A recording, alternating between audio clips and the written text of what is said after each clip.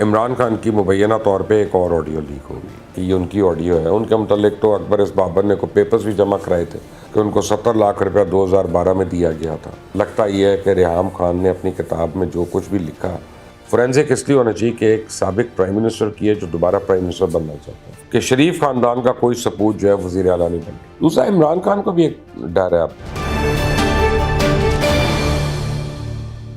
अस्सलाम वालेकुम, आप देख रहे हैं मुबशर लुकमान यूट्यूब चैनल। मेरा नाम मुबशर लुकमान है और इमरान खान की मुबैना तौर पे एक और ऑडियो लीक होगी और अब वो सारे उसको डिस्कस कर रहे हैं और दो किस्म की डिस्कशंस हो रही हैं। एक तो वो लोग हैं जो इससे who feel really disgusted by it, who feel terribly bad and for the right reasons, और एक वो हैं जो इसको मान ही नहीं रहे। अब वो क्या कह रहे हैं, वो इसका दफा भी कर रहे हैं, ओछे हथकंडों पे भी उतर रहे हैं। कभी इसको फेक कह रहे हैं, जाली कह रहे हैं, ड्रामा कह रहे हैं, एडिट कह रहे हैं, कट एंड पेस्ट कह रहे हैं, डीप फेक कह रहे हैं, कभी लड़की लड़की का मामला बनाना, जाती मामला बनाना, फिक्रेबाजियों से दिफा करने की कोशिश कर रहे हैं। लेकिन अंदर से सबको पता है कि ये सही है, दिल से हर एक को ये पता है कि ये सही है। अब 100% कोई लेजिटिमेट फोरेंसिक होता है और वो इसको आके प्रूफ करता है कि ये गलत है, ये लगता सही। अब इमरान खान के जो सपोर्टर्स हैं वो एक दूसरे को दिलासे दे रहे हैं, जैसे डूबते को तिनकों का सहारा होता है ना, उस तरह एक दूसरे को दिलासा दे जा रहे हैं। बहरहाल मेरिट का तो भांडा फूट चुका है, क्योंकि यही खातून भाई एलिजिडली जिनके मुतालिक कहा जा रहा है कि ये उनकी ऑडियो है, उनके मुतालिक तो अकबर इस बाबर ने को पेपर्स भी जमा कराए थे कि उनको 70 लाख रुपया 2012 में दिया गया था। अब वो इमरान खान ने क्यों दिया था, इसका जवाब तो इमरान खान बताएंगे। हो सकता है वो कहें कि जी मैंने उनको कहा था कि आप अस्पताल खोलें कोई या स्कूल खोलें एजुकेशन का, तो ये उसका मैंने बयाना दिया। अब वो तो वही बता सकते हैं या जिन्होंने लिया, और इसके कागजात भी आपको मैं दिखा देता हूँ, आपकी स्क्रीन पे चल रहे हैं। मैं ख्याल है व्हाट्सएप पे इतने लोगों ने शेयर कर लिया कि वैसे ही सबने देख लिया होगा। ये आज मेरी अपनी एक बड़ी पुरानी दरीना दोस्त से बात हो रही थी और वो मुझे कह रही थी कि लगता यह है कि वो और मैं, हम दोनों की कभी बनी नहीं कभी वैसे रेहाम खान से, लेकिन लगता यह है कि रेहाम खान ने अपनी किताब में जो कुछ भी लिखा, हम तो उसको डिनाई करते रहे कि झूठ है झूठ है, क्योंकि कई बातों का सोचा ही नहीं था। तो अब वो एक एक करके लग रहा है कि वो सही है। अब 2 चैप्टर्स रह गए उसके जिनके मुतालिक हमें नहीं पता कि वो सही है कि नहीं, और डर लगता है क्योंकि कल तलत हुसैन साहब की जो मैंने ट्वीट देखी है कि जिसमें वो कह रहे हैं कि this is tip of the iceberg and एवलांचे of leaks is about to follow, something like that। इस तरह के वर्ड्स उन्होंने इस्तेमाल किए थे। तो मुझे परेशानी भी है और तकलीफ भी है, दुख भी है। दुख ये है कि आपने जब किसी के साथ कोई टाइम गुजारा होता है ना, तो आप उसको इतनी स्पीड से गिरता हुआ नहीं देखना चाहते, ना देख सकते। और परेशानी ये है कि लोग इसका दिफा किस तरह से कर रहे हैं। लोग यानी डिटाई में, यानी इसका मतलब है कि यूथ जो है उनको एक ग्रीन कार्ड मिल गया, काकताश मिल गया कि न जो मर्जी करो करो, बड़े बड़े लोग ये करते हैं, हमारे लीडर ऐसे कर रहे हैं, जिसको हम फॉलो कर रहे हैं वो ऐसे कर रहा है, तो मैं ऐसा क्यों ना हूं। वो हो गया। तकलीफ इस बात की है कि हम सारे उम्र के उस हिस्से में हैं कि जहां हम सिर्फ अल्लाह से दुआ कर सकते हैं कि हमारी बातों पर पर्दा रखें और हमें हासदों के शर से बचा के रखें, क्योंकि पर्दे अल्लाह ताला डालता है, वरना इंसान तो कोई कसर नहीं छोड़ता। तो मेरा ख्याल है इसको मामले को यहीं पे रहना चाहिए। बहरहाल वो लोग जो रियासत मदीना, अमर बिल मारूफ और नहीं अनिल मुनकर और इन टाइटल से नीचे बात नहीं करते थे, बल्कि इमरान तो शुरुआत इस तरह करते हैं, इय्याका नअबुदु व इय्याका नस्तईन। यानी अब कहते हैं कि अपने लिए अलग मयार है, दूसरों के लिए अलग मयार है। बहरहाल इसका फोरेंसिक तो होना चाहिए। अब फोरेंसिक इसलिए नहीं होना चाहिए कि ये इमरान खान की है, फोरेंसिक इसलिए होना चाहिए कि एक साबिक प्राइम मिनिस्टर की है जो दोबारा प्राइम मिनिस्टर बनना चाहता है। और मैं ख्याल है कि हम जितने मर्जी कमज़ोर लोग हों, हम ये चाहेंगे कि हमारे लीडर्स जो हैं वो स्ट्रॉन्ग कैरेक्टर्ड लोग आए पर। तो उस तनाजुर में अगर आप उसको देखते हैं तो फिर ये यकीनी तौर पर इसका फोरेंसिक होना चाहिए। बहरहाल सादिक और अमीन का तो भांडा फूट चुका। और रही बात रियासत मदीना, तो रियासत मदीना का तो अब मेरा नहीं ख्याल कि इमरान खान को खुद भी जिक्र करना चाहिए, कुछ ज़्यादा नहीं करना चाहिए। बहरहाल मीनवाइल मिशन पंजाब जो है वो अपने आखिरी मरहले में दाखिल हो चुका है। अभी दोपहर के 3 बजे हैं जब मैं ये रिकॉर्ड कर रहा हूँ, और पहले तो आज 4 बजे इजलास होना था, लेकिन वो फिर स्पीकर ने मुलतवी कर दिया जुमे तक। तो अब देखते हैं अभी से लेकर तब तक क्या धमका चौकड़ी मचती है। मैदान भी पुराना है, तमाशा भी पुराना है, खिलाड़ी भी पुरानी है, किरदार भी पुरानी है, लेकिन अब हरबे डिफरेंट है। कहने वालों का यह ख्याल है कि अगर तो पीडीएम कामयाब हो जाती है चौधरी परवेज लाई को हटाने पे, तो इस बार एक बात तो यकीनी है कि शरीफ खानदान का कोई सपूत जो है वजीर आला नहीं बनेगा, यानी हमजा शहबाज बनेंगे नहीं, सुलेमान शहबाज जो है वो पार्लियामेंटेरियन नहीं है, मरियम नवाज एमपीए नहीं है, तो उनकी बारी नहीं लग सकती। तो अब किसी और का नाम ये पूरा निकल सकता है, उसमें भी 2-3 नाम है। कुछ लोग पीपल्स पार्टी के भी नाम ले रहे हैं, लेकिन मुझे उसकी उम्मीद कम लगती है। मुझे ज़्यादा उम्मीद पीएमएलएन के ही 1-2 लोगों के ऊपर लगती है। अब देखते हैं क्या होता है, लेकिन हर एक इस वक्त अपनी अपनी बसात के मुताबिक जोर आजमाई तो कर रहा है। पीडीएम के जो रहनुमा है उनकी अलग दौड़ें लगी हुई हैं। मौसम बड़ा ठंड सर्दी का है, लेकिन सियासत जो है गर्मा गर्म हुई हुई है। और इस वक्त भी जो एज है वो मैटर कर रही है, बुजुर्गी जो है वो मैटर कर रही है। तो सबकी नजरें जो है वो आसिफ अली जरदारी और चौधरी शुजात हुसैन के ऊपर लगी हुई कि ये दोनों अंदर से कौन सी कौड़ी निकाल के लाते हैं। और क्योंकि कहा जा रहा है कि इनकी जमील में वो नंबर्स पूरे हैं, सारे के सारे नंबर्स पूरे हैं जो पंजाब असेंबली के अंदर कोई नई गेम पड़ सकती है। इसके साथ ही पंजाब में अफवाहों का भी बाजार गर्म है। जहाँ इतना कुछ हो रहा हो वहाँ र्यूमर्स ना हो, ये कैसे हो सकता है। कल से मुझे लोग कह रहे हैं कि बहुत बड़ा इस्तीफा आ सकता है। बहुत बड़ा इस्तीफा तो फिर सिर्फ परवेज लाई साहब का ही हो सकता है ना, कि मान लें, फर्ज करें उन्होंने चौधरी शुजात हुसैन की बात मान ली और उन्होंने इस्तीफा दे दिया, बनी गाला भिजवा दिया, ये ज़मान पाक भेज दिया, और उसके बाद वो पीडीएम के उम्मीदवार के तौर पर सामने आ जाते हैं। अब फिर उनके अपने 10 वोट होंगे और बाकी सारे उनके वोट, और फिर वो 180 का जो मैजिकल 176 जो भी उनको चाहिए मैजिकल फिगर वो पूरा होगा। तो ज़मान पाक को तो ये मैसेज मिल चुका है। तो इस डर से वो अपने स्पीकर को कह रहे हैं भाई वही करना है जो कासिम सूरी ने नेशनल असेंबली में किया था, और उसी तरह से डिलेइंग टैक्टिक्स वगैरह करने हैं।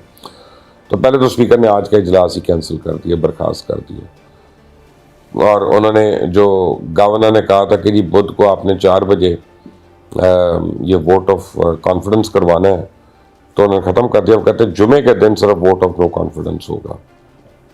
दोनों में एक फ़र्क है। वोट ऑफ कॉन्फिडेंस में परवेज लाई को बंदे पूरे करने हैं, जो कि बहुत मुश्किल काम है, और वोट ऑफ नो कॉन्फिडेंस में ऑपोजिशन को नंबर्स पूरे करने, वो भी बहुत मुश्किल काम है, वो भी कोई आसान काम नहीं है। आज का ट्रेलर तो आपने देख लिया ना कि स्पीकर पंजाब असेंबली ने गवर्नर के एतमाद के वोट लेने के लिए वो जो उन्होंने अहकामात दिए थे उसको कानून के मुनाफी करार दे दिया। तो लोग उनको कासिम सूरी से कंपेयर करें। दूसरा, इमरान खान को भी एक डर है, अब पड़ गया, पहले नहीं था, कि पंजाब से अगर उनकी हुकूमत खत्म हो गई तो फिर वो कितना सेफ है पंजाब में। फिर कोई भी एक पर्चा करके, कोई भी पर्चा करके, गैर कानूनी असले का करके, ड्रग्स का करके, ना रसौला पे हुआ ही था ना, अन्य पकड़ के उठा के ले गया, अंदर डाल दिया। तो अभी तो पुलिस उनके नीचे है, अभी तो हुकूमत उनकी है। तो जब वो नहीं रहेगी असेंबली तो फिर क्या होगा, और हो सकता है फिर उनको जेल जाना पड़े। खैर, अजीब, हम एक लेबॉरेटरी बने हुए हैं लोगों की यानी एक्सपेरिमेंट्स के लिए। वो लेबॉरेटरी जहाँ हर एक अपने अपनी मर्जी के एक्सपेरिमेंट कर रहा है। आइन तो ये कहता है, क्या कहता है मैं जरा देख लूँ, ये लिखा हुआ आइन कहता है कि जी जब गवर्नर एतमाद का वोट लेने का कह दे तो वज़ीर आला आइन बाइन शाइन नहीं कर सकता। लेकिन गालिबन तहरीक इंसाफ ने दोबारा आइन की पामाली शुरू कर दी। अदम एतमाद तो इसलिए जमा करवाई गई थी ताकि असम्बलियाँ ना तहलील हो, लेकिन असल काम तो एतमाद का वोट लेना है, जिसमें तहरीक इंसाफ और काफ लीग ही 186 अराकीन पूरे कर सके। तहरीक इंसाफ के कई कारकुनान या अराकीन जो है इस वक्त मुल्क से बाहर हैं, और 200 मजारी जो है वो उनसे नाराज हैं, तो उनके फिगर्स नहीं पूरे हो रहे, इससे उनको प्रॉब्लम है। इसलिए कहते हैं कि जी आप वोट ऑफ नो कॉन्फिडेंस करवाएं। अब स्पीकर का गवर्नर की एडवाइस पर इजलास बुलाने से इनकार है। क्या वाकई जुमे के दिन असेंबली तहलील हो जाएगी? तो मेरा नहीं ख्याल। मेरा ख्याल है कि यहाँ पे इतनी लड़ाइयाँ भी होनी है कि एंड में तीसरे फरीक यानी एक कोर्ट के अंदर जाना पड़ेगा इस मसले को, और फिर आके हाई कोर्ट को बताना पड़ेगा कि ये लोग क्या करें। साबित सही होता है कि हमारे पॉलिटिशियंस जो हैं वो इन असेंबलियों को अपनी कमाई की जगह तो समझते हैं, अपनी पावर सेंटर्स तो समझते हैं, आवाम की खिदमत की जगह नहीं समझ रहे। कदर ही कोई नहीं कर रहा इन पार्लियामेंट्स की। आने वाले दिनों में क्या होगा ये तो वक्त बताएगा। मुझे तब तक की इजाज़त दें। अंडर द नेक्स्ट टाइम, अल्लाह हाफ़िज़।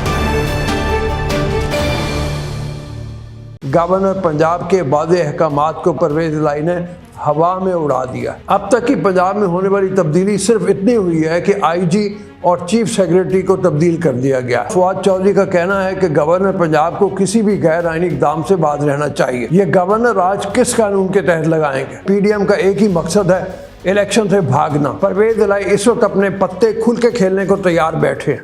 बिस्मिल्लाहिर्रहमानिर्रहीम, अस्सलाम वालेकुम। मैं हूं अब्दुर्रऊफ और आप देख रहे हैं बागी टीवी।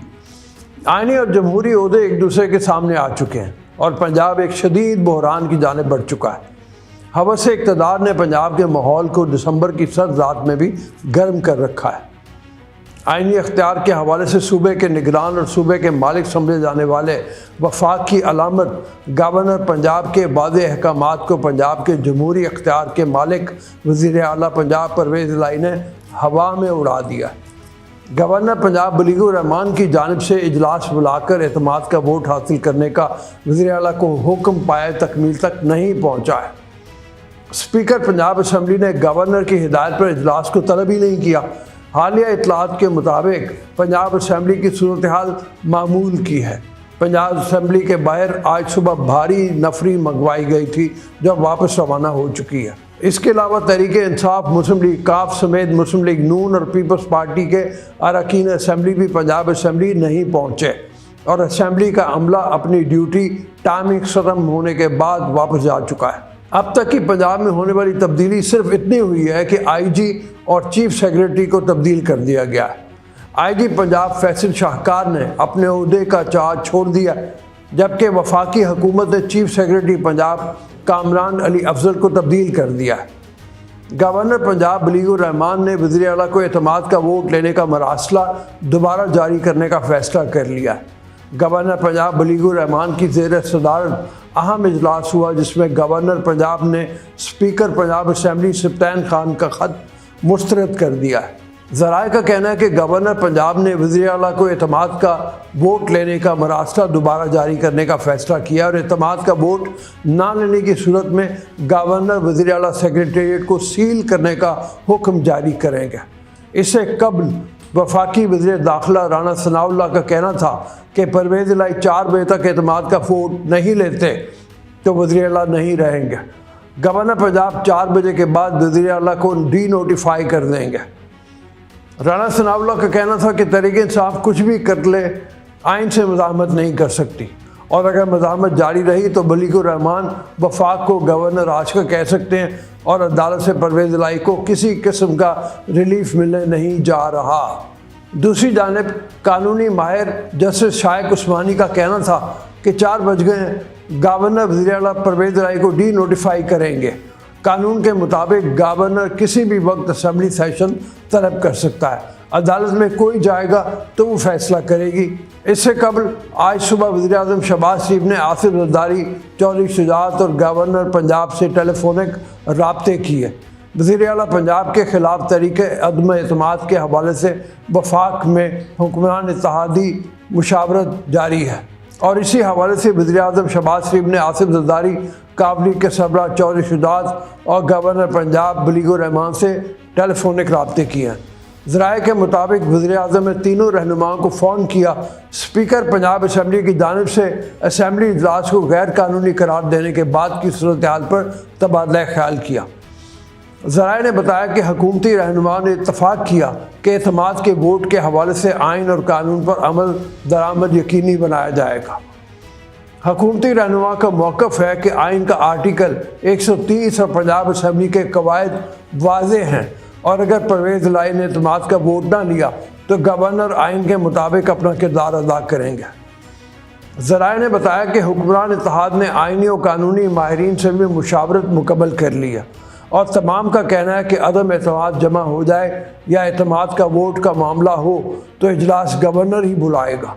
गवर्नर पंजाब के बुलाए इजलास को स्पीकर नहीं रोक सकता। दूसरी जानिब तहरीक इंसाफ की जानिब से फवाद चौधरी ने आज की सूरत हाल पर गुफ्तगू में गवर्नर को वार्निंग जारी की।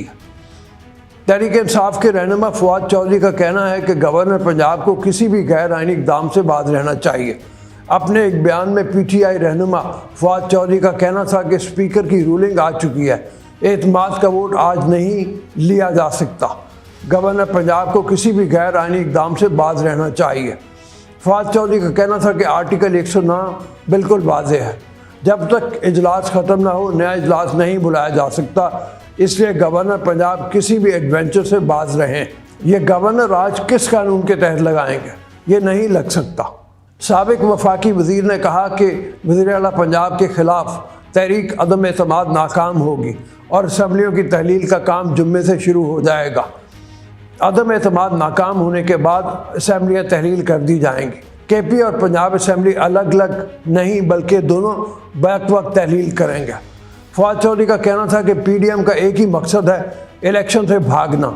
उन्होंने वोट को इज़्ज़त दो से इलेक्शन से भागो का सफ़र तेज़ी से तय किया है। उन्होंने मज़ीद कहा कि परवेज़ इलाही वज़ीर आला हैं और रहेंगे। काफ लीग के साथ सीट एडजस्टमेंट पर अभी पेशरफ्त हो रही है।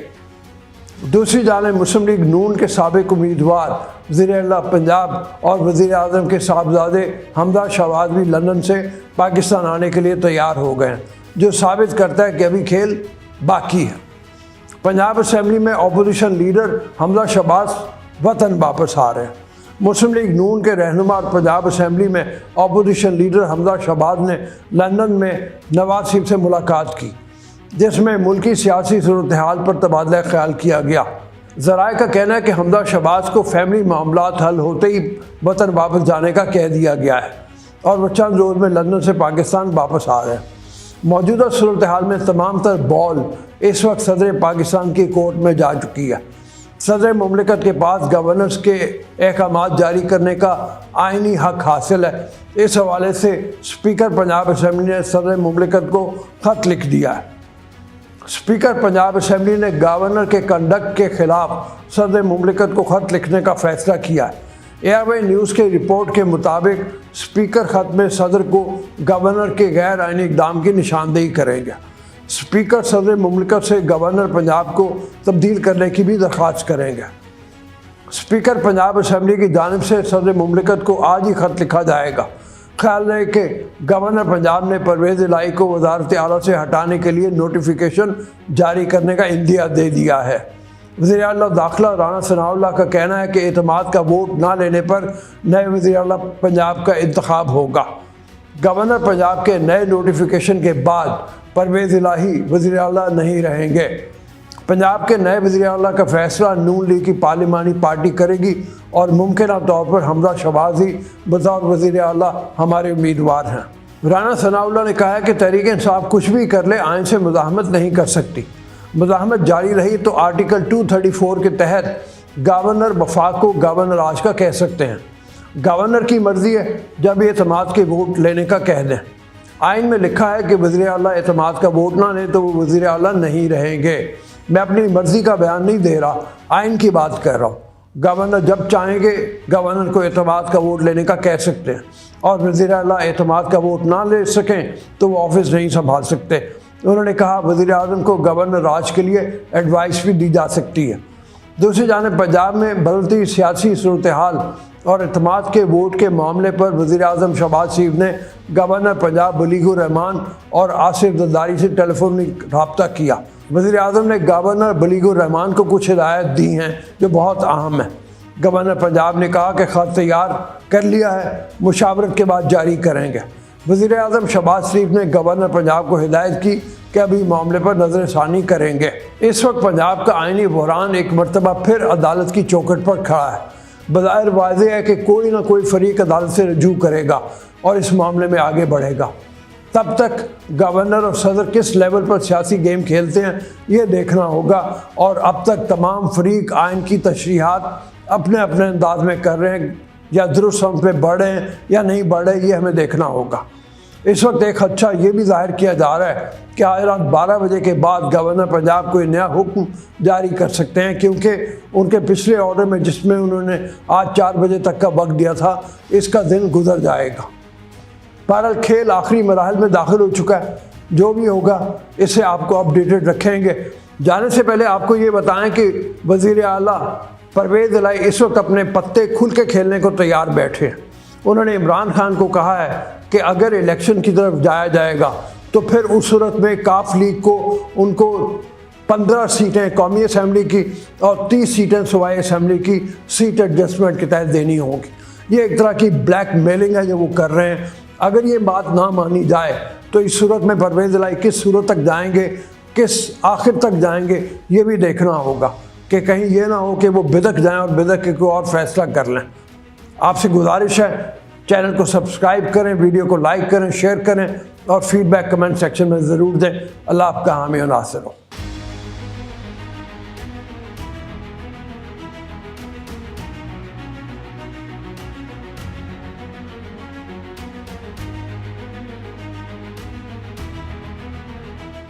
पंजाब असम्बली के स्पीकर की रूलिंग का जो उल्टाया जाना था उसका आगाज तो कल से हो चुका है। सियासतदान जो है वो आपस में मिलकर कोई हल करें और चीजें जो है वो बेहतर हों। PMLN का या PDM का ख्याल है कि PTI अदालत में जाए और PTI का ख्याल है कि PDM अदालत में जाए। अब जब असम्बलियाँ टूटने लगी हैं तो अब आपको एतराज है। इमरान खान साहब आईनी तौर पे कानूनी तौर पे वो समरी भेजने के मिजाज नहीं है। अब ले दे के इमरान खान साहब का अख्तियार सिर्फ KP असम्बली के ऊपर है। ये वही सियासतदान है जो पिछले 15 साल से किसी न किसी तरह जो है ना वो घूम घूम के बारियां ले रहे हैं।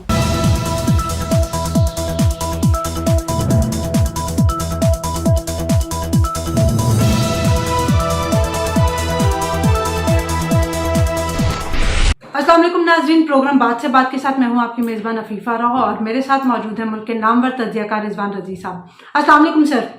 जी वालेकुम अस्सलाम। बाहर बहुत ज़्यादा धुंध है जिसकी वजह से भी ट्रैफिक ब्लॉक है और सुना है कि शहर में और भी बड़ी वजूहात की बुनियाद के ऊपर ट्रैफिक ब्लॉक है और लोग जो हैं वो मैच देख रहे हैं, सियासी मैच जो इस वक्त पंजाब असम्बली में जारी है। बिल्कुल आपने सही कहा कि पहले जो है ना वो कज़ाफ़ी स्टेडियम में जब मैच होता है तो ट्रैफिक पूरे शहर की ट्रैफिक जो है ना उसका निज़ाम दरम बरम हो जाता है, लेकिन आज ये मैच कज़ाफ़ी स्टेडियम में नहीं है, आज मैच जो है वो असम्बली में चल रहा है। लेकिन सर जिस तरह से सूरत हाल नज़र आ रही थी कि जी सारी चीज़ें क्लियर हो गई हैं, अब वो जो है उनको एतमाद का वोट लेना पड़ेगा वज़ीर साहब को और बड़ी आसानी के साथ जो है ये मामला हल हो जाएंगे। लेकिन मुझे लगता है कि ये मामला तो और ज़्यादा कॉम्प्लेक्स हो गया है क्योंकि अभी तक वो असम्बलियाँ तहलील होने का भी कोई सच जो है वो सामने नहीं आई और अभी तक कार्रवाई भी शुरू नहीं हुई है। तो आपको क्या लगता है कि अब ये मामला जो है वो किस तरफ जाएंगे या ये दोबारा अदालत को ही कोई इंटरवीन करना पड़ेगा और उसके बाद कोई सोल्यूशन सामने आएगा? देखिए अदालत के सामने अभी बहुत सारे केसेस पेंडिंग हैं। कल अदालत ने एक केस निपटाया है और वो जो 18 अरकान या 19 अरकान PMLN के जो जनाब परवेज़ इलाही साहब ने जिनका दाखिला बंद किया था असम्बली में और पाबंदी लगा दी थी कि वो असम्बली के इजलास में शरीक नहीं हो सकते, अज़मा बुखारी भी उनमें शामिल हैं। बिल्कुल वो जो उन्होंने कहा था कि वो शरीक नहीं हो सकते असम्बली के अंदर, उनको डिवीज़न बेंच है हाई कोर्ट का, उसने इजाज़त दे दी कि वो असम्बली के अंदर आ जाएं। तो स्पीकर की रूलिंग का, पंजाब असम्बली के स्पीकर की रूलिंग का जो उल्टाया जाना था उसका आगाज़ तो कल से हो चुका है। आज हम बुध के रोज़ ये व्लॉग कर रहे हैं तो उस वक्त से ये तो शुरू हो चुका। अब देखना ये है कि कौन सा फरीक इस मामले को सुप्रीम कोर्ट ले के जाता है।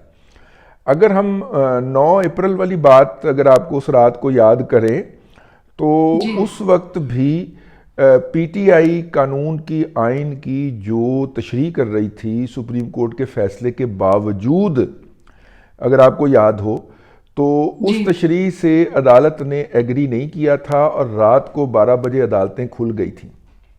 रात को 11 बजे या 12 बजे अदालतें खुल गई थी।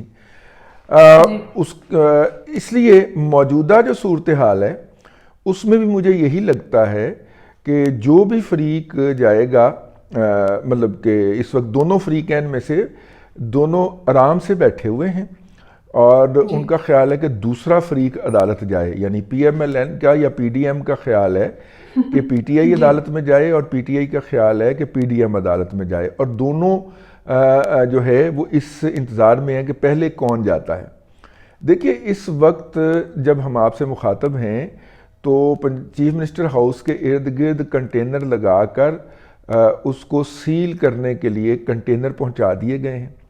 जो फेडरल गवर्नमेंट के ज़ेरे तहत एजेंसियां होती हैं उनको अख्तियारात दे दिए गए हैं और वो लाहौर में मुख्तलिफ जगह पे उनके ट्रक्स देखे जा सकते हैं। दो बातें हो गई। तो सर इस बात का इशारा तो राना सनाउल्लाह साहब ने कल ही दे दिया था कि अगर जो है ये तमाम प्रोसीजर नहीं होता और एतमाद का वोट नहीं लिया जाता तो फिर जो है वो वज़ीर आला हाउस को सील कर दिया जाएगा। तो कल जब ये ऐलान हो चुका था तो अब तक जो है वो इस चीज़ का इंतजार क्यों किया जा रहा है कि वो वाकई जो है वो कंटेनर लगा के जो वो सील करने वाला प्रोसेस है वो शुरू हो गया है, और बजाय ये कि ये सियासतदान जो है वो आपस में मिल के कोई हल करें और चीज़ें जो है वो बेहतर हों। देखिए, दोनों जो हैं, अभी अवैध साहब जो हैं वो जो एडवोकेट जनरल हैं पंजाब के, वो भी गए हैं और उन्होंने उस के ऊपर इसरार किया है कि जनाब गवर्नर साहब जो हैं वोट ऑफ कॉन्फिडेंस लेने का नहीं कह सकते चीफ मिनिस्टर पंजाब परवेज़ इलाही को, और परवेज़ इलाही साहब इसीलिए अपने उसके ऊपर डटे हुए हैं। एक बात है, गवर्नर के पास भी तो कई ऑप्शन है ना। वो कहे कि चीफ मिनिस्टर परवेज़ इलाही साहब जो है वो अगरचे एतमाद वो नहीं रखते, लेकिन अगले चीफ मिनिस्टर के इंतखाब तक वो कंटिन्यू कर सकते हैं, ये ऑप्शन भी है। और अगले चीफ मिनिस्टर के इंतखाब तक वो वज़ीर आला रहेंगे। यूं वो असम्बली तोड़ने की एडवाइस करने के लिए क्वालिफाई नहीं रहते। और शायद मेरा ख्याल ये है कि स्क्रिप्ट का यही हिस्सा है जो चौधरी बरादरान की और जरदारी साहब की बाहमी मशावरत से जो स्क्रिप्ट लिखा गया है वो यही है कि परवेज़ इलाही साहब जो हैं वो इमरान खान के सामने सुरखरू हो जाएं और कहें कि देखिए, मैं तो असम्बली तोड़ना चाहता था, मैंने तो लिख के आपको दे दिया था कि आप जब चाहें तो ये समरी भेज दें। हालांकि इमरान खान साहब आइनी तौर पे, कानूनी तौर पे वो समरी भेजने के मिजाज नहीं है, वो समरी परवेज़ इलाही साहब नहीं भेजनी है। लेकिन परवेज़ इलाही साहब जो हैं वो इमरान खान के सामने सच्चे हो जाएं, वज़ीर आला भी रहें, पावर्स भी इंजॉय करते रहें और सच्चे भी हो जाएं कि देखें उन्होंने मुझे तो कर दिया है टर्मिनेट, और अब मैं तो तब तक हूं जब तक नया इंतखाब नहीं हो जाता और नया चीफ मिनिस्टर मुंतखब नहीं हो जाता, और जैसे ही नया चीफ मिनिस्टर मुंतखब होगा तो मैं घर चला जाऊंगा आपकी। तो इसलिए मैं तो क्वालिफाई नहीं करता एडवाइस भेजने, अपना असम्बली को तहलील करने की दरख्वास्त भेजने के लिए। तो मेरा मतलब है कि इस तरह दोनों के लिए विन विन सिचुएशन हो जाए। अपना सर विन विन सिचुएशन की बात तो आपने ठीक की, लेकिन अगर मैं आपको थोड़ा सा पीछे लेके जाऊं तो आप याद करें कि जब भी इमरान खान साहब ये नारा लगाते थे कि मैं असम्बलियां तहलील कर दूंगा, तो या अगर वो नहीं भी करते थे, सिर्फ इलेक्शन का मुतालबा भी किया जाता था, तो नून लीग की तरफ से हमेशा यही स्टांस सामने आया कि जी इनके पास 2 सूबों में हुकूमत है, ये असम्बलियां तहलील करते हैं तो इलेक्शन हो जाएंगे। अब जब इमरान खान साहब की तरफ से ये चीज़ नज़र आ रही है कि वो वाकई असम्बलियां तहलील करना चाहते हैं, वो अपनी इस बात पर कायम है, तो यहाँ पर हमने देखा है कि ये अब असम्बली को बचाने के लिए जो है वो दौड़ने लग गई और बाकायदा बयानात आ रहे हैं कि नहीं जी हम नहीं चाहते कि असम्बलियां टूटें। तो अब ये क्या गेम है कि पहले आप कहते रहे कि आपने तोड़नी है तो तोड़ दें, हमको एतराज नहीं है। अब जब असम्बलियां टूटने लगी हैं तो अब आपको एतराज है कि असम्बली, हमने तो हर मुमकिन कोशिश करनी है कि असम्बलियां बच जाएं और असम्बलियां ना टूटें। तो ये क्या बयान, ये तो सिर्फ मुझे लगता है कि ये बयानबाजियों का खेल है। हर एक को इक़्तिदार प्यारा है, बस किसी तरह जब तक ये चल सकता है इसको चलाते जाए। देखिए, इसको कहते हैं सियासत। हो सकता है जो पोजीशन आज मेरी है कल वो आपकी हो, और जो आपकी पोजीशन है वहाँ पे मैं खड़ा हूँ, ये बिल्कुल वैसे ही है। दूसरी बात यह है कि इमरान खान साहब जो हैं वो ये असम्बलियाँ तोड़ के वफाकी हुकूमत के ऊपर प्रेशर बनाना चाहते हैं ताकि वो कौमी असम्बली तोड़ दे जहाँ पे उनकी हुकूमत है, और यूँ पूरे पाकिस्तान के अंदर इलेक्शन हो जाए। ठीक है, तो वो कहते हैं कि ठीक है आप असम्बली तोड़ लें, आप इसी जगह के ऊपर इलेक्शन करवाएं जहाँ पे आप असम्बली तोड़ते हैं, पहले तो आप असम्बली तोड़ के दिखाएं ना। तो उसके लिए जो भी पॉलिटिकल मैनूवरिंग है वो हो रही है दोनों साइड से। अगरचे इसमें सबसे ज़्यादा कैजुअलिटी है, सबसे बड़ी वो अवाम है, और अवाम के मफादात की या अवाम के मकासद की कोई बात नहीं कर रहा। आप ये अंदाज़ा करें कि पिंडी जैसे इलाके के अंदर जहाँ से चंद किलोमीटर दूर है नेशनल इंस्टीट्यूशन ऑफ हेल्थ, जहाँ पे कुत्ते के कांटे की वैक्सीन तैयार होती है, वो पिंडी के जो डिस्ट्रिक्ट हॉस्पिटल है वहाँ पे वो वैक्सीन नहीं मिल रही। भाई आप इसका अंदाज़ा करें कि जो लगती है वो शुगर में इंसुलिन जो लगती है वो तक गायब है इन हॉस्पिटल्स से। तो मेरा मतलब है अवाम सबसे ज़्यादा सफ़र कर रहे हैं इस पूरे इसके अंदर। लेकिन ये देखिए कि इमरान खान साहब जो थे वो तब जो असम्बली तोड़ने का उनसे और अर्ली इलेक्शन का मुतालबा किया जाता था जब उनकी पंजाब में उस्मान बुज़दार के ज़रिए हुकूमत थी, तो तब जो था वो ये था कि जनाब चूंकि आप डिलीवर करने में नाकाम हो गए, अब चूंकि इमरान खान साहब हुकूमत से बाहर आ गए और वफाकी हुकूमत से बाहर आए हैं, वैसे केपी और पंजाब के अंदर अभी तक उनकी हुकूमत कायम है, तो वो कहते हैं कि अब मैं ये जो हुकूमत है इसको तोड़ के वफाकी हुकूमत के ऊपर प्रेशर बनाऊंगा। तो वफाकी हुकूमत कहती है कि हम तो आपको प्रेशर नहीं बनाने देंगे और आपको असम्बलियाँ नहीं तोड़ने देंगे। अब ले दे के इमरान खान साहब का अख्तियार सिर्फ केपी असम्बली के ऊपर है, जहाँ पे पिछले 9 साल से उनकी हुकूमत है, 9 साल से। तो अब अगर इमरान साहब जो हैं वो वाकई असम्बलियाँ तोड़ने में संजीदा हुए तो वो पंजाब की असम्बली टूटे या ना टूटे वो केपी के भी तो तोड़ सकते हैं। लेकिन वहाँ से भी अंदर खाने तो बहुत सारी बातें हैं, लेकिन जब वो बाहर आएंगी तो हम बात करेंगे कि वहाँ पे उनको कितनी मज़ामत का सामना है। ताहम इस वक्त लम्हा मौजूद में सूरत हाल ये है कि 4 बज चुके हैं जब ये हम व्लॉग कर चुके हैं, और 4 बजने के बाद जो कि इजलास का वक्त था, स्पीकर ने वो इजलास नहीं बुलाया और ना ही रात 12 बजे तक उस इजलास के होने का कोई इम्कान है। तो इसका मतलब ये है कि अब गवर्नर साहब जो हैं उनके पास 3 ही ऑप्शन है, या तो वो इस हुकूमत को या इस हुकूमत को या इस चीफ मिनिस्टर को घर चलता करें, और या फिर वो जो है वो अदालत को रेफरेंस भेजें कि जनाब ये देखें ये क्या किया है उन्होंने, या फिर वो चुप करके बैठ जाए। सर लेकिन सर सियासी सूरत हाल का जो असर, ये जो सारी सियासी सूरत हाल बनी हुई है, इसका असर जो है हमें और चीज़ों पे भी देखने को मिल रहा है।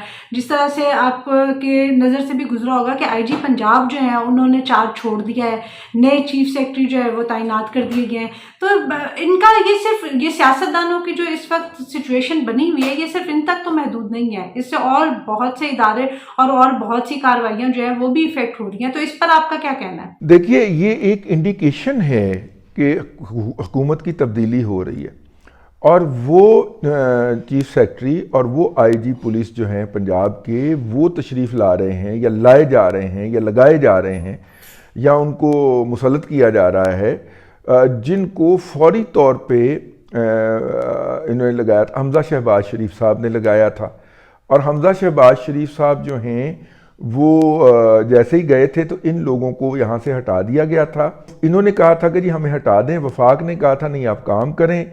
चीफ मिनिस्टर पंजाब परवेज़ लाई साहब जो थे उन्होंने कहा कि जी हम नहीं होने देंगे। अब देखिए चीफ मिनिस्टर पंजाब से मुझे याद आया, पंजाब के जो स्पीकर हैं इस वक्त, वो क्या नाम है उनका, सकलैन के कोई इस तरह का नाम है, वो जो हैं उनका इंतखाब जो है वो शो ऑफ हैंड के ज़रिए हुआ है। हालांकि स्पीकर और डिप्टी स्पीकर का इंतखाब जो है वो शो ऑफ हैंड के ज़रिए नहीं हो सकता। तो जिस दिन उनका इंतखाब शो ऑफ हैंड के ज़रिए हुआ था, बात तो उसी दिन वाज़े हो गई थी कि इस नई हुकूमत के पास भी सादा अक्सरियत नहीं थी। लेकिन चूंकि अदालत का साया उनके सर के ऊपर था, हाथ उनके सर के ऊपर था, और वो अदालती अहकामात लेके आए हुए थे, फिर परवेज़ लाई साहब जो थे वो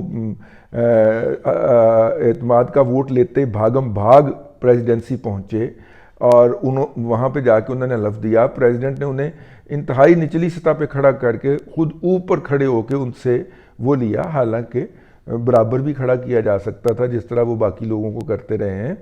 इस सारी ह्यूमिलिएशन के बाद जो हैं वो चीफ मिनिस्टर बन गए। वो मामला अभी तक पेंडिंग है, इस बात को 6 माह हो गए हैं, वो मामला अभी तक पेंडिंग है कि जनाब ये शो ऑफ हैंड के ज़रिए स्पीकर और डिप्टी स्पीकर का इंतखाब कैसे हो सकता है। लेकिन कमाल है, सदके जाएं हम अपनी अदलिया के, उस केस की तारीख नहीं लगी अभी तक। ये क्वेश्चन है ना, बहुत अच्छा, बहुत ज़बरदस्त आईनी क्वेश्चन है।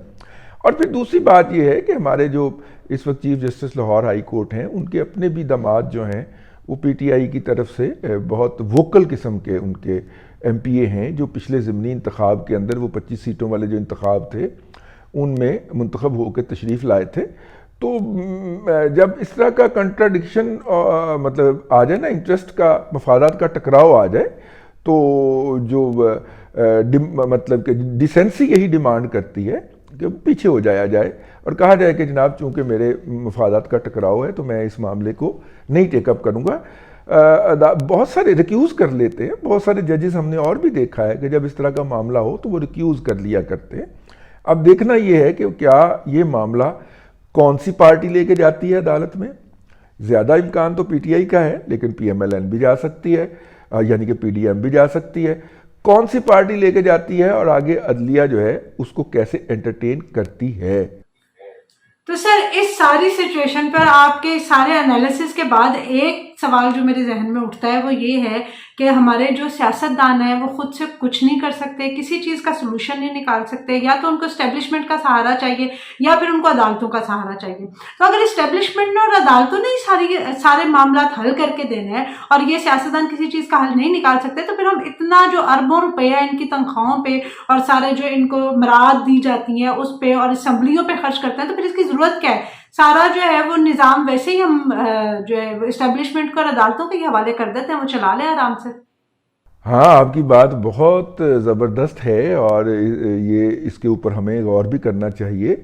लेकिन बात ये है कि इस मुल्क के ऊपर जितने अरसे भी इस मुल्क की जितनी उम्र है उसमें से 35 साल जो है वो तो यहाँ पे बराह रास्त इस्टेब्लिशमेंट ने और अदलिया ने मिलकर ही हुकूमत की है ना। एस्टेब्लिशमेंट 35 साल की है, लेकिन अब आप ये देखें कि पिछले तकरीबन 15 साल होने को हैं कि जैसी भी जमहूरियत है वो कम से कम चल रही है। अगर 15 साल में भी हमारे सियासतदान ये नहीं सीख सके कि उन्होंने अपने मामला कैसे हल करने हैं और आज हम इस नहज पे खड़े हैं, तो फिर इन्होंने कब सीखना है। ये वही सियासतदान है जो पिछले 15 साल से किसी ना किसी तरह जो है ना वो घूम घूम के बारियां ले रहे हैं। हाँ, देखिए बात ये नहीं है, बात ये है कि 20 साल से चौथी असम्बली है जो अपनी मुद्दत पूरी करने जा रही है। 2002 के अंदर इलेक्शन हुए, फिर 2007 के अंदर हुए, फिर 2013 के अंदर हुए और फिर 2018 के अंदर हुए। तो ये इलेक्शन की हद तक तो एक सीक्वेंस आ गया है और इस वक्त भी यही मेंटेन होने की कोशिश हो रही है कि ये असम्बली अपनी मुद्दत पूरी करे और 2023 जो है वो इलेक्शन का साल है और 2023 में इलेक्शन हो। ठीक है, लेकिन मसला ये है कि अगर इन लोगों के पास कोई हल होता है, एस्टेब्लिशमेंट के पास और अदलिया के पास, ये बाहर से बैठ के डिस्टॉर्शन तो क्रिएट कर सकते जो कि ये करते रहते हैं, लेकिन मामला इनसे नहीं चल पाते। इसीलिए हर आमर जो है वो आने के दूसरे तीसरे साल बाद जो है वो इलेक्शन करवा देता है और सियासतदानों को शरीके इक़्तिदार कर लेता है। वो किसी भी पार्टी के सियासतदान हों उनको वो शरीके इक़्तिदार कर लेता है। वो अयूब खान हों, वो याहिया खान हों, वो अपना ज़ियाउल हक साहब हों, वो अपना मुशर्रफ साहब हों, परवेज़ मुशर्रफ साहब हों, इन सब के सब को आप देख लीजिए, इनका पैटर्न एक है। उसके टेक ओवर करते ही ये फ़ौरन कुछ सियासतदानों को साथ में ला लेते हैं, कुछ का रगड़ा निकालना शुरू कर देते हैं। तो इसका मतलब है कि मामला तो उनके ऊपर भी छोड़ दें तो वो नहीं चला सकते या नहीं चला पाएंगे। तो ये सूरत हाल है। मेरा मतलब है कि जिसके ऊपर हमें गौर करने की ज़रूरत है कि देखिए, घर अगर बनाना है तो वो मिस्त्री नहीं बनाना। आर्किटेक्ट से आप डिज़ाइन करवा सकते हैं लेकिन वो ईंटों की चुनाई नहीं कर सकते। ठीक है, तो मिस्त्री नहीं बनाना है। हम मिस्त्री को जूते मारेंगे, मिस्त्री तब्दील करेंगे, मिस्त्री की जगह मजीद मिस्त्री लेके आएंगे, दूसरा मिस्त्री लेके आएंगे। लेकिन भाई घर उसी ने बनाना है, चौकीदार मिस्त्री का काम नहीं कर सकता। अगर उससे घर बनवाएंगे तो वो टेढ़ी मेढ़ी दीवारें उठाएगा, उससे लंटर नहीं पड़ेगा, छत गिर जाएगी कुछ अरसे के बाद। इसलिए हमें मिस्त्री का काम मिस्त्री से करना है। एक मिस्त्री सही तरह काम नहीं कर रहा होगा, हम बाजार से जाके दूसरा मिस्त्री लेके आएंगे, दूसरा मिस्त्री काम नहीं करेगा, हम तीसरे को लेके आएंगे, लेकिन काम ये मिस्त्री का है, घर बनाना चौकीदार का काम नहीं है। जी नाज़रीन, तो आपने रिजवान रज़ी साहब का जो है वो एनालिसिस सुना और बिल्कुल उन्होंने वजह बात की कि घर बनाना मिस्त्री का काम है और जिसका जो काम है उसको वो काम करना चाहिए, क्योंकि अगर किसी दूसरे से वो काम लिया जाएगा तो लामहला उसके अंदर गलतियों के बहुत ज़्यादा इम्कान हैं और इन्हीं गलतियों का अजाला जो है वो पाकिस्तान पिछले बहुत दहाइयों से जो है वो भुगत रहा है। तो अब अगर हम लोगों ने अपने हालात को सुधारना है, आवाम को कोई रिलीफ देना है, तो उसके लिए ज़रूरी है कि जिसका जो काम है वो अपना काम करे और उसको पूरी ईमानदारी और दयानतदारी के साथ किया जाए। इस एनालिसिस के साथ आज हम आपसे इजाज़त चाहेंगे। वीडियो आपको पसंद आई है तो लाइक और शेयर ज़रूर कीजिएगा, कमेंट में हमें अपनी राय से आगाह कीजिएगा। अंटिल द नेक्स्ट टाइम, अल्लाह हाफिज़।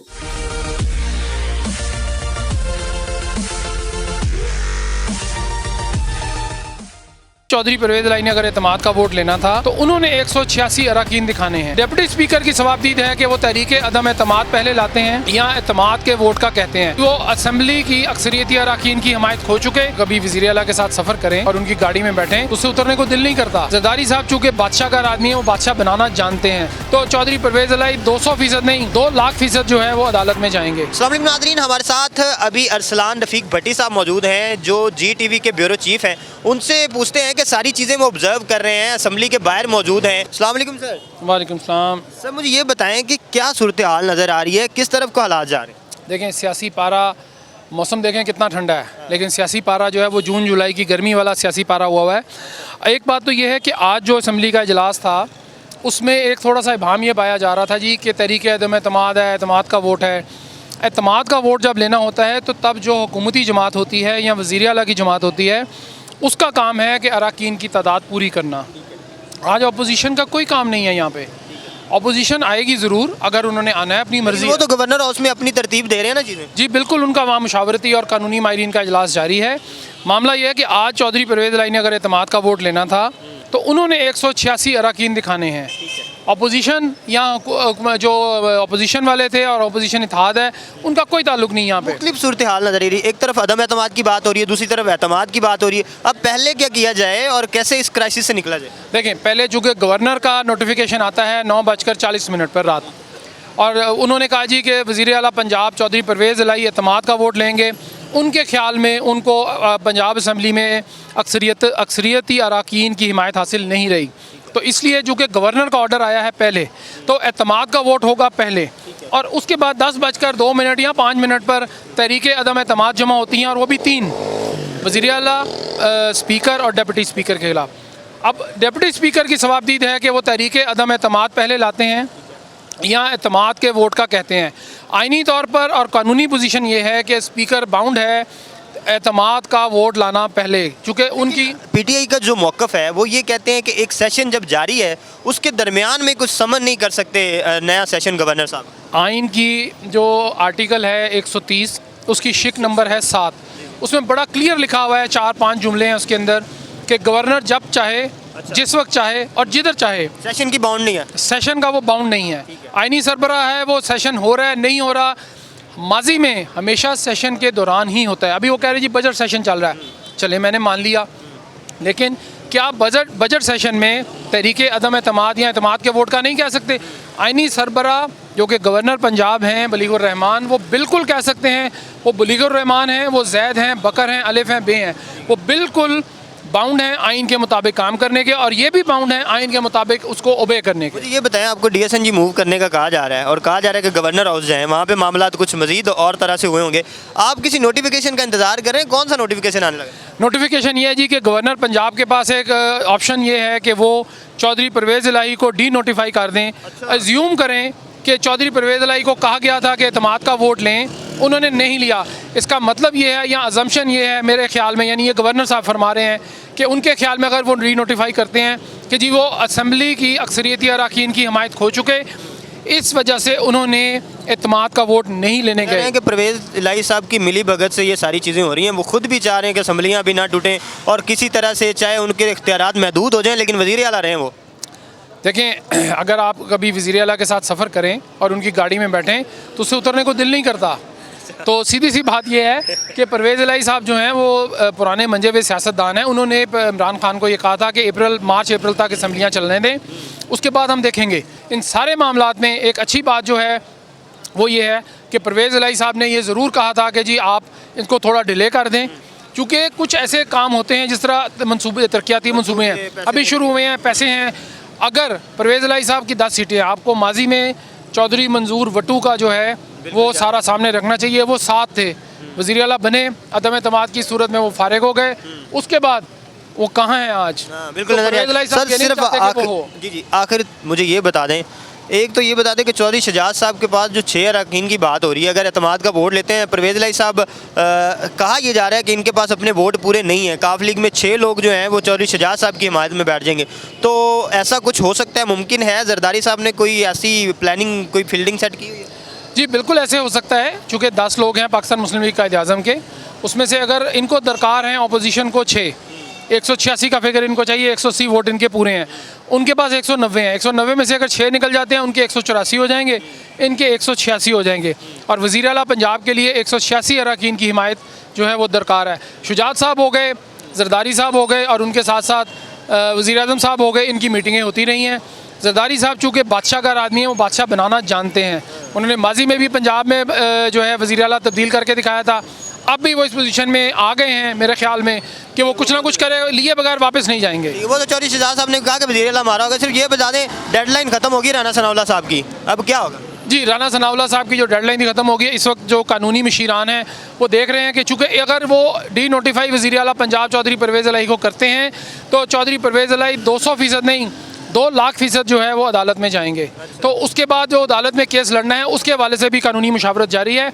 और शुनीद यही है कि ये डी नोटिफाई करेंगे, वो उधर चले जाएंगे। उसके बाद फिर अगर ये जो तरीके अदम एतमाद के ऊपर ये अदालत में जाएंगे, ये उसका जवाब जो है हुक्मरान जमात फिर वो जो जवाब देगी, यानी अदालत। बहुत शुक्रिया sir, thank you so very much. जितना नाज़रीन भट्टी साहब ने अपना तज्ज़िया दिया कि वो क्या समझते हैं कि मौजूदा ये जो हजान की कैफियत है इसमें से कैसे निकला जा सकता है, और वो क्या समझते हैं कि अपर हैंड किसका है। क्या PDM जो है वो फ्रंट फुट पे खेल रही है या PTI फ्रंट फुट पे खेल रही है। हमें दीजिए इजाज़त, अल्लाह हमें नाज़।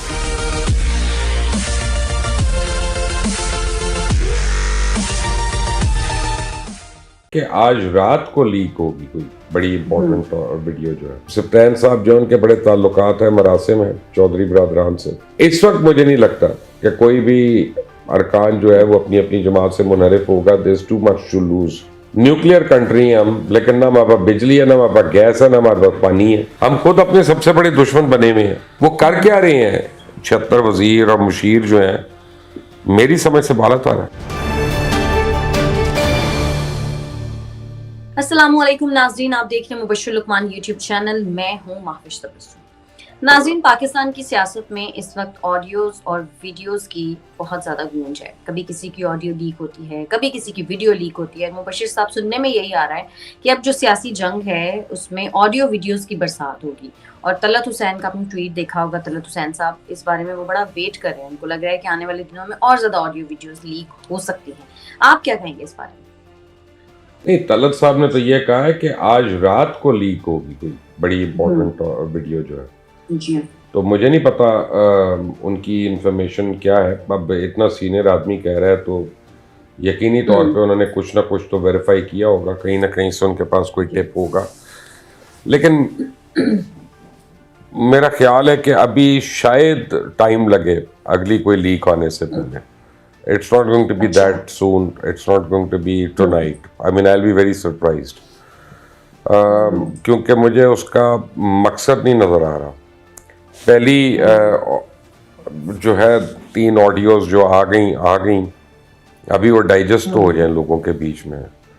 और ये है कि मुझे honestly Mavish I am lost for words के हमने कितनी पस्तियों में जाना है, कितनी हमने और यानी नीचे गहरे तह खानों में जाना है। हमारी अखलाकियात का तो जनाजा निकल चुका है। और जो इमरान खान के फॉलोअर्स हैं वो कन्विंस्ड हैं कि जी वो सही है, यानी इमरान सही है। और जो उसके मुखालफीन हैं वो कन्विंस्ड हैं कि वो गलत है। कहीं पे कोई किसी बात के बीच में आना ही नहीं चाह रहा। तो कैसे चलेगा ये मामला? खुद PTI हो या बाकी दीगर जमातें हों, एक दूसरे से हाथ नहीं मिलाने को तैयार, रवादार नहीं है। मुल्क कैसे चलेगा? मुझे तो उस चीज़ की वैसे भी जो सियासी सूरत हाल है उसकी कुछ समझ नहीं आ रही। राना सनाउल्लाह साहब कह रहे थे कि 4 बजे के बाद ज़ाहिर परवेज़ इलाही साहब वज़ीर आला नहीं रहेंगे, लेकिन अब तो 4 बजकर कई घंटे गुजर चुके हैं, अभी तक वज़ीर आला की डी नोटिफाई करने का कोई चांस नज़र नहीं आ रहा। तो ये PDM क्या कोई खिचड़ी पका रही है? मेरा ख्याल है कि परवेज़ इलाही साहब को अप्रोच किया गया है। परवेज़ इलाही साहब से खुद बातचीत हो रही है और उनको उम्मीद है कि परवेज़ इलाही साहब शायद उनकी किश्ती में सवार हो जाए, ही जंप शिप।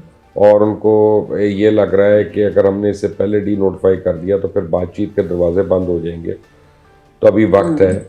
और जो है वो प्रेशर टैक्टिक्स शुरू हो चुके हैं। कहीं पे कंटेनर्स लग रहे हैं, कहीं पे तड़ियाँ लग रही हैं, कहीं पे चैलेंजेस हो रहे हैं। मोहन इस्लाही ने ट्वीट की राना सनाउल्लाह को अटैच करके कि जनाब आपने तो यहाँ पे सील करना था सीएम हाउस में, यहाँ पे आ गया हूँ, आप कब आ रहे हैं सील करने। तो अब ये वाली गेम और वॉरफेयर जो है ना इस वक्त शुरू हुई भी है। ऑपोजिशन के पास तरीके अदम एतमाद का भी ऑप्शन मौजूद है। उससे पहले गवर्नर भी डी नोटिफाई कर सकते हैं, चीफ मिनिस्टर जो है वो सदर को लिख रही है, ऑपोजिशन जो है वो गवर्नर को लिख रही है। अब बहुत दुनिया में बाकी सारे मसाइल हल कर लिए हमने, तो अब ये नया मसला हम खोलने लगे। तो ये सब इंतजार किसका कर रहे हैं वैसे, अगर करना है उनको डी नोटिफाई या उनके खिलाफ अदम एतमाद? मैंने कहा ना कि वो क्योंकि उनकी एक मुशावरत का अमल जारी है, चौधरी शुजात बीच में है और उनको उम्मीद है कि चौधरी शुजात जो है वो कन्विंस कर लेंगे परवेज इलाही को टू जंप शिप। तो वो उससे पहले अगर कर दिया तो फिर तो मुज़ाकरात का कोई मकसद नहीं रह जाता ना। तो उनके पास आज की रात है, कल का दिन है, कल की रात है, फिर ये तो चीज़ वो आखिरी मोमेंट पे भी कर सकते हैं। सर, काफ लीग पंजाब की जो पार्लिमानी पार्टी के 10 अरकान हैं, उन्होंने तो फैसलों का इख्तियार परवेज इलाही साहब को दे दिया है, तो इस बात का तो यही मतलब है कि एक भी एमपीए चौधरी शुजात साहब के साथ नहीं है। इसका तो यही मतलब है। और सबसे ज़्यादा हैरानी उन एमपीएस के ऊपर है जो तारिक बशीर चीमा साहब के नीचे एमपीएस है, क्योंकि उनको पता है कि तारिक बशीर चीमा की सपोर्ट के बगैर वो दोबारा नहीं जीत सकते।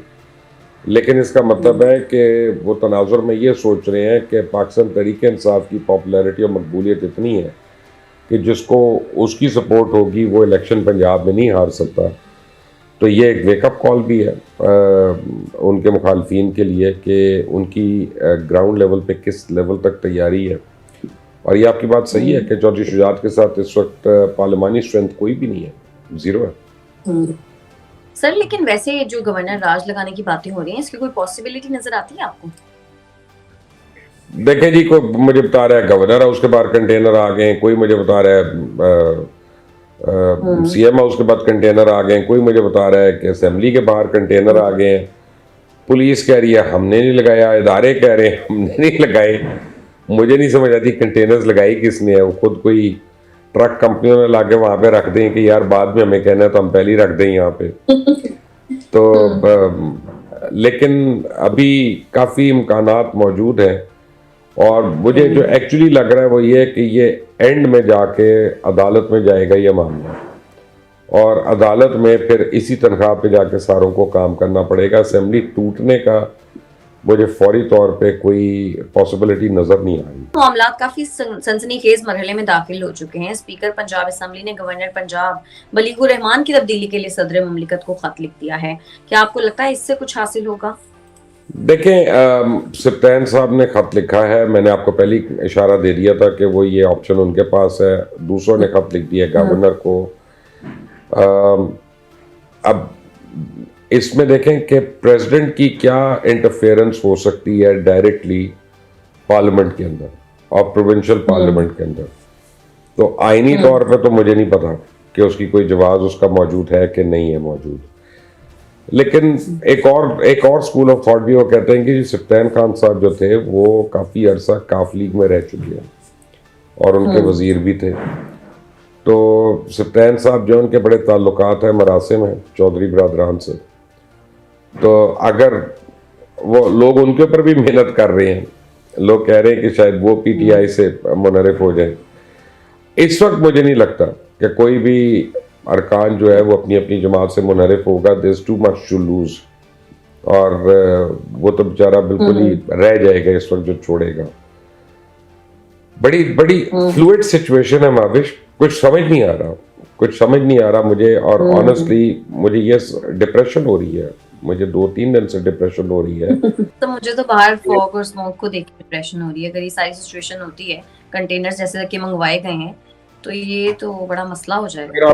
अगर आपके लीडर्स विजनरी हो, अगर आपके लीडर्स मेहनती हो, अगर आपके लीडर्स ऑनेस्ट हो, तो फॉग आपको डिप्रेस नहीं करती। आप फॉग को भी एक रीजन ऑफ एंटरटेनमेंट बना लेते हैं।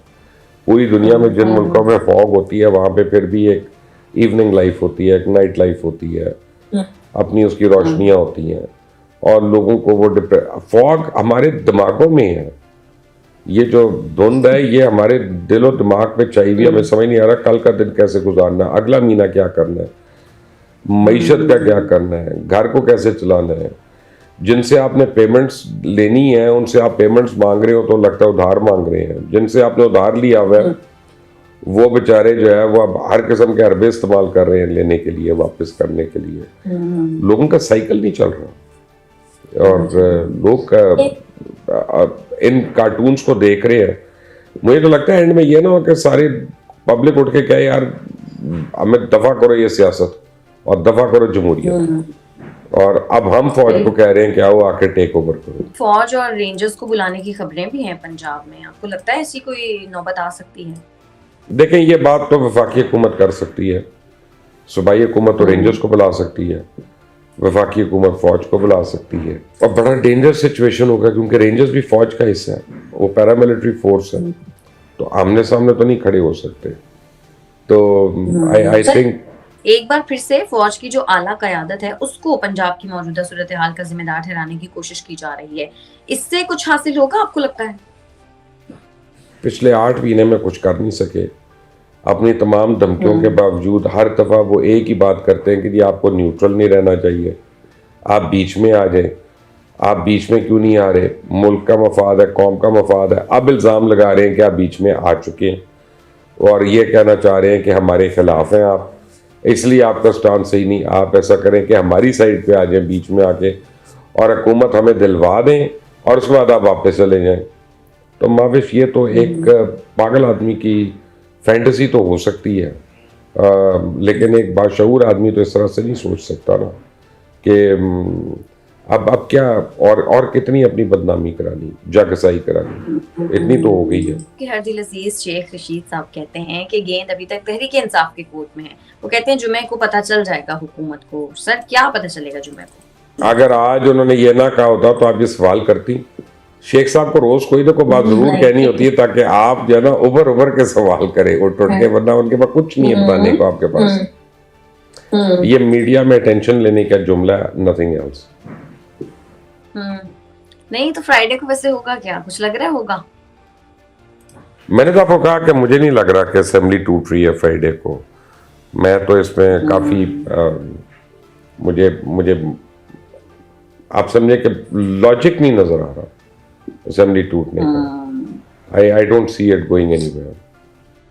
सर पहले इस तरह की भी खबरें आई थी कि वजीर आला पीपल्स पार्टी का होगा, लेकिन आज आसिफ अली जरदारी साहब ने साफ तौर पे कहा है कि वजारत आला का जो हक है वो नून लीग का है। तो क्या उनको अपनी कोई हार नजर आ रही है इसलिए वो इस तरह की बातें कर रहे हैं? नहीं, at the end of the day अब वो पीडीएम को सपोर्ट कर रहे हैं, तो पीडीएम का जो फैसला है, और पीडीएम में मेजॉरिटी जो है वो नून लीग के पार्लियामेंटेरियंस की है पंजाब में, तो ऑब्वियसली उनको राइट टू चूज दिया जा रहा है। और जरदारी साहब को ये पता है, बाशऊर आदमी है कि 7-8 लोगों की यानी मेंबरशिप के साथ, नंबर्स के साथ कितनी देर तक वो इस पार्लियामेंट को कंट्रोल कर सकते हैं। लोगों को खुश ही करते रहेंगे और वो नहीं होंगे। तो पंजाब में अगर उन्होंने कम बैक करना है तो मजीद लोगों को नाराज करके तो नहीं हो सकता। तो इसलिए बेहतर यही है कि वो नून लीग को कहें कि आप लोग ही लें। और साथ उन्होंने ये भी कहा है कि मुझे हमजा ऐसे ही है जैसे बिलावल है, उतना ही अजीज है। तो इसका मतलब है कि उन्होंने तो ये हिंट दे दी कि उनकी चॉइस ऑफ कैंडिडेट कौन हो सकता है। लेकिन मेरा ख्याल है नून लीग में बहुत से लोग हैं जिनके choice of candidate Hamza Shahbaz नहीं है। सर वफाकी हुकूमत की शाह खर्चियों के हवाले से भी बात कर लेते हैं। एक तरफ हम देख रहे हैं कि मुल्क दिवालिया होने की नहज पर है, हालात इतने खराब हो चुके हैं।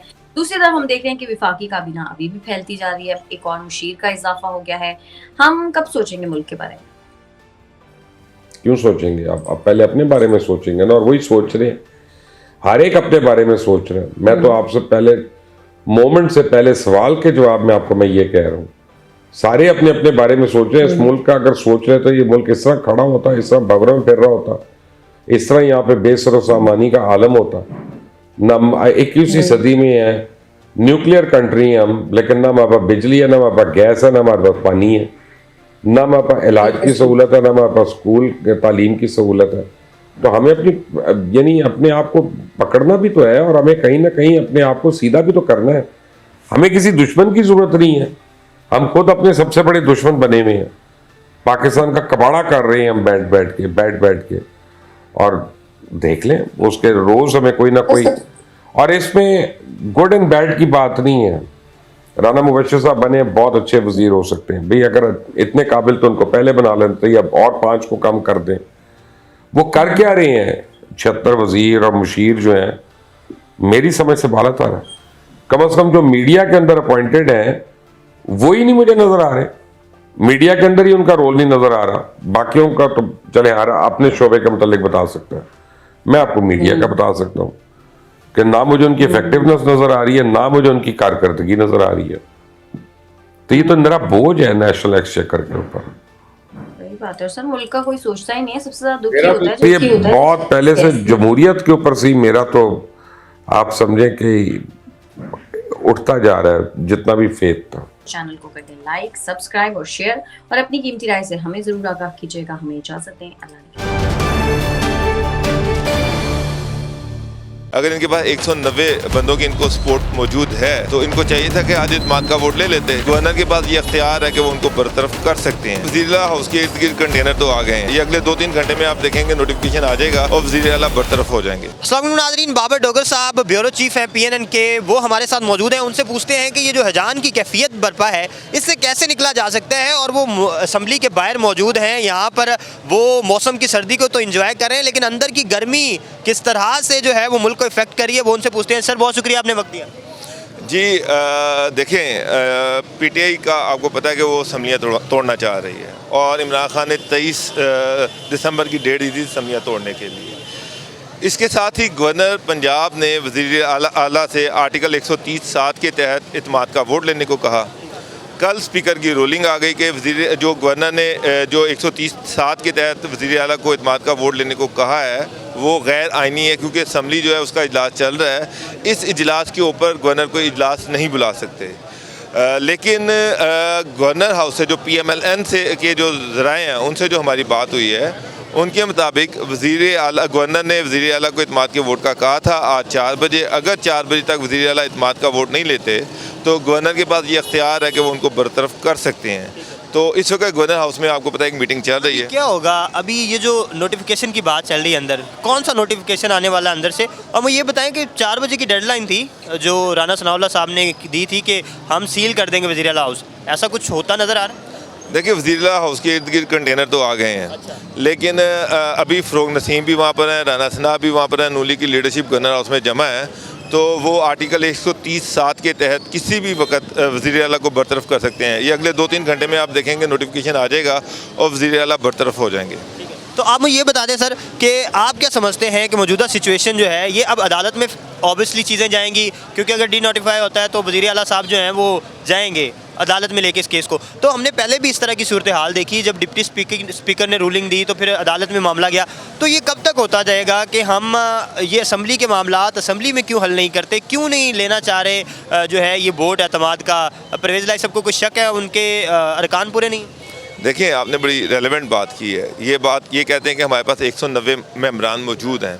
अगर इनके पास 190 बंदों की इनको सपोर्ट मौजूद है तो इनको चाहिए था कि आज इत्मीनान का वोट ले लेते, लेकिन इन्होंने इत्मीनान का वोट लेने की बजाय गवर्नर का जो एडवाइस थी उसको इन्होंने गैर आइनी करार दे दिया। इसका मतलब ये है कि इनके पास लोग मतलूबा तादाद में लोग मौजूद नहीं हैं। इनको डर है कि PTI या काफ लीग के लोग शायद वोट डालने नहीं आएंगे।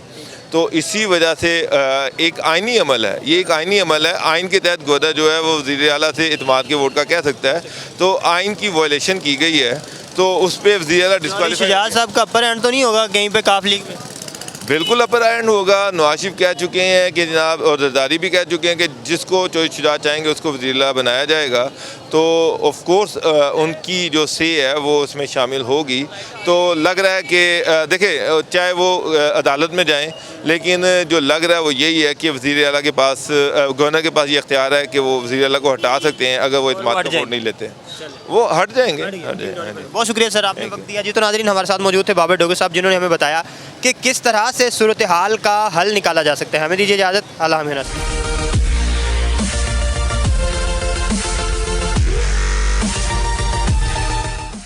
हमने इस मुल्क के लिए कुर्बानियाँ दी हुई हैं और भी देंगे। तासुब जो दिया जा रहा है पठान, पंजाबी या बलोची, ये सही नहीं है। ये मुल्क तोड़ने की साजिश हो रही है। पख्तून को देखते ही उनको क्यू में से निकाल दिया जाता है। उनसे ये डिमांड की जाती है आप 78 का रिकॉर्ड लेके आएँ या 70 का रिकॉर्ड लेके आएँ। सिंधी है, पंजाबी है, बलोची है, कश्मीरी है, हम एक परचम के तले एक पाकिस्तानी हैं। क्या पख्तून, क्या पंजाबी, क्या सिंधी, क्या बलोची बुनियादी हकूकों से भी महरूम हो चुके हैं।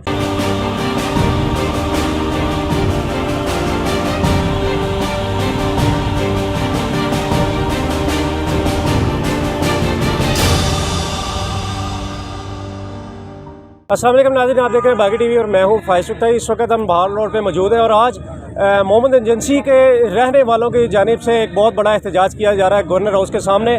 इस वक्त अगर सियासत की बात करें तो इस वक्त सियासी जत्थे जितने भी हैं वो आवाम के मसाइल को छोड़कर अपने इक़्तिदार की जंग इस वक्त लड़ रहे हैं, जिसकी वजह से क्या पख्तून, क्या पंजाबी, क्या सिंधी, क्या बलोची अपने हकूक़ से, बुनियादी हकूक़ों से भी महरूम हो चुके हैं। तो आज जो पख्तून मौजूद हैं यहाँ से उनसे बात करते हैं। यहाँ पर अकबर खान साहब यहाँ पर नुमाइंदगी कर रहे हैं, उनकी बताते हैं, उनसे पूछते हैं क्या मसला। आज आप यहाँ पर माल रोड पर एहतजाज करने आ गए। जी बिस्मिल्लाह। सबसे पहले तो आपका बहुत शुक्रिया। एक तो ये है पश्तून मुमन लोया जरगा मुमन कौम इसकी नुमाइंदगी कर रही है पूरे पाकिस्तान में, ये आपको बताना है। दूसरा ये कि एक बड़े रीज़नेबल से अपने आइनी और बुनियादी जो हकूक़ हैं उसके लिए निकले हुए हैं। हमारे पासपोर्टों के बहुत ज़्यादा इशूज़ है। पासपोर्ट के कुछ ऑफिस ऐसे हैं जहाँ पे एक दुकानदारी शुरू हुई है, एक बिज़नेस शुरू हुआ है। एक पासपोर्ट का 25 से 30 हज़ार रुपये वसूल किया जाता है। यानी कि पख्तून देखते साथ ही उनसे पैसों की डिमांड करनी जाती है। एग्जैक्टली, बिल्कुल। पख्तून को देखते ही उनको क्यू में से निकाल दिया जाता है और उनसे ये डिमांड की जाती है आप 78 का रिकॉर्ड लेके आएँ या 70 का रिकॉर्ड लेके आएँ।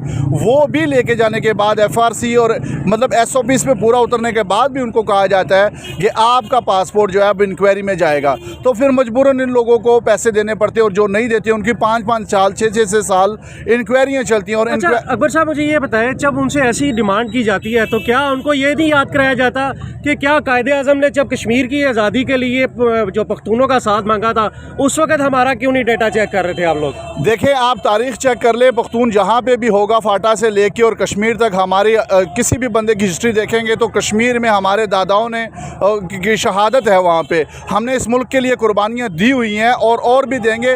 और हम ये एक तासुब जो दिया जा रहा है पठान, पंजाबी या बलोची, ये सही नहीं है। ये मुल्क तोड़ने की साजिश हो रही है। ये चंद लोग, चंद अनासिर हैं। हमारे तमाम पाकिस्तान के अहम इदारों से बार बार हम अपील कर रहे हैं कि मुल्क तोड़ने वाले जो अनासिर हैं इनके ख़िलाफ़ कोई ना कोई मुहिम की जाए। हम हैज़ा पाकिस्तानी होने की हैसियत से हमारे कोई भी इवेंट होता है हम वहाँ पे कौमी तराना चलता है। और हम इस वक्त जो मार रोड पे एहतजाज कर रहे हैं तो ये हम एक ही झंडे तले करें। ये गैर सियासी है मोहम्मद लोया जरगा जो है। यानी कि आपका जो जलसा है उसके जो प्रोटेस्ट हो रहा है उसमें सिर्फ ये कहा जा रहा है कि ID कार्ड या पासपोर्ट को ले, ID कार्ड को ले ले। और पश्तूनों के बहुत सारे इशूज़ हैं, मतलब जहाँ पे तासुब की निगाह से देखा जाता है और बाकी सारे इदारे हैं, लेकिन इस तासुब को ख़त्म करना चाहिए। हम पाकिस्तानी हैं, कोई भी सिंधी है, पंजाबी है, बलोची है, कश्मीरी है, हम एक परचम के तले एक पाकिस्तानी हैं। जी बिल्कुल। जो पख्तून भाई इस वक्त यहाँ पे मौजूद हैं वो यही बात कह रहे हैं कि तासुब को ख़त्म किया जाए।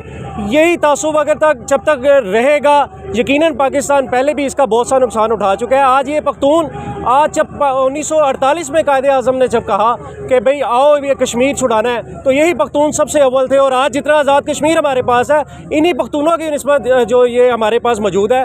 और अगर इस बात करें कि पख्तूनों का जितना नुकसान हो चुका है, जितना ऑपरेशन हो चुका है, सफ़े अव्वल में हमेशा नज़र आए हैं पाकिस्तान की बका के लिए, तो मैं ये समझता हूँ कि आज का जो इनका जलसा है बिल्कुल अपने हकूक़ के लिए बिल्कुल सही जलसा है। मैं समझता हूँ कि इक़्तिदार में जो लोग इस वक्त अपनी जंगें लड़ रहे हैं, अपनी कुर्सी की खातिर लड़ रहे हैं, अवाम के लिए सोचे। पाकिस्तान सबसे पहले, पूरा नहीं मुकम्मल सोचे, थोड़ा नहीं मुकम्मल सोचे, इस पर बात करें। पख्तून, पंजाबी, सिंधी, बलोची, आगे बहुत नुकसान हो चुका है। तो देखते रहे बागी टीवी।